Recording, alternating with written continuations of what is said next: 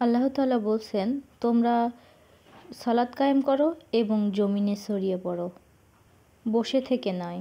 সৎ কাজের মাধ্যমে আল্লাহর ওপর সফর করে আমাদেরকে এগিয়ে যেতে হবে। আমাদেরকে ভুলে গেলে চলবে না। প্রত্যেকটা মানুষের রিজিক নির্ধারিত, যে পরিমাণ তার জন্য দেওয়া হয়েছে, রিজিক লেখা আছে নসিবে, সে সেটা অবশ্যই ভোগ করবে।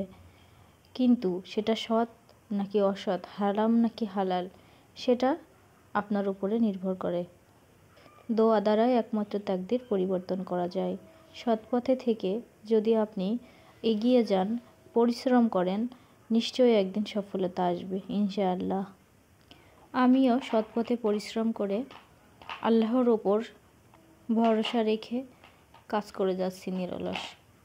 আমার এই ভিডিওগুলো এই জন্যই প্রচার করা, কারণ আমার মতো যারা আছে যেন ইন্সপায়ার হয়, জীবনে এগিয়ে যেতে